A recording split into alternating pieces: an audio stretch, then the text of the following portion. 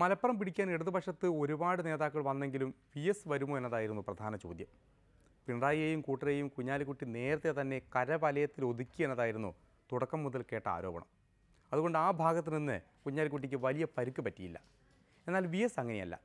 കുഞ്ഞാലിക്കുട്ടിക്ക് പെരുത്ത് ഇഷ്ടമായതുകൊണ്ട് എവിടെ ചാൻസ് കിട്ടിയാലും വല്ലാതെ പുകഴ്ത്തും. അത് മലപ്പുറത്തും കണ്ടു. കുഞ്ഞാലിക്കുട്ടിയുടെ മർമ്മത്ത് തന്നെ VS കുത്തി. UDF നിർത്തിയിരിക്കുന്ന സ്ഥാനാർത്ഥി ആള് ചില്ലറക്കാരനൊന്നുമല്ലെന്നാണ് ലീഗുകാർ പറയുന്നത്.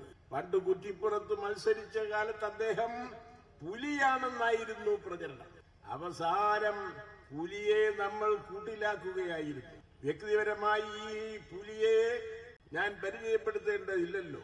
ഐസ്ക്രീം പാർലർ കേസുമായി ബന്ധപ്പെട്ട് കോഴിക്കോട് മജിസ്ട്രേറ്റ് കോടതിയിൽ വിചാരണ നടക്കുകയാണ്.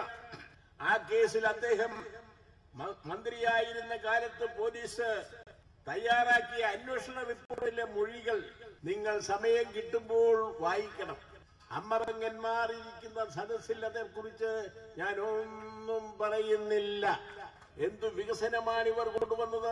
മെട്രോ വന്നില്ല, കൊച്ചു ഫാക്ടറി വന്നില്ല, സ്മാർട്ട് സിറ്റി വന്നില്ല, ഒരു വ്യവസായവും വന്നില്ല. വിമാനം ഇറങ്ങാത്ത കണ്ണൂർ വിമാനത്താവളവും സങ്കല്പത്തിൽ മാത്രമുണ്ടായിരുന്ന സ്മാർട്ട് സിറ്റിയുമെല്ലാം ഇറങ്ങിപ്പോകുന്നതിന് മുമ്പ് ഉദ്ഘാടനം ചെയ്യാൻ ഒരു ഉളുപ്പും കാട്ടാതിരുന്ന ആ സർക്കാരിനെ നിങ്ങൾക്ക് ഓർമ്മ കാണും.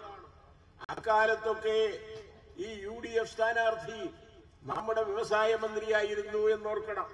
എന്നിട്ട് ഇപ്പോൾ മോദിയെ പാഠം പഠിപ്പിക്കാൻ പാർലമെന്റിലേക്ക് പോകാനാണത്രേ ആ പഴയ പുലിയുടെ മോഹം. ഇതിനെ അതിമോഹം എന്നല്ലേ പറയേണ്ടത്? ഒരു തരത്തിലും എന്നെ ജീവിക്കാൻ സമ്മതിക്കില്ലെന്ന് ഉറപ്പിച്ച് തീരുമാനിച്ചിറങ്ങിയിരിക്കുകയാണല്ലേ. എല്ലാം ഭദ്രമാക്കിയിരിക്കുന്ന കുഞ്ഞാലിക്കുട്ടിക്ക് VSന്റെ വരവ് പാരയാകുമെന്നത് തിങ്കളാഴ്ച പെട്ടി പൊട്ടിക്കുമ്പോൾ അറിയാമെന്ന് പറഞ്ഞുകൊണ്ട് ഇന്നത്തെ കലാപരിപാടികളുടെ സമയം അവസാനിക്കുകയാണ്. മലപ്പുറത്തെ തെരഞ്ഞെടുപ്പ് ക്രേസികളുമായി വീണ്ടും കാണാം. അതുവരേക്കും നന്ദി, നല്ല നമസ്കാരം.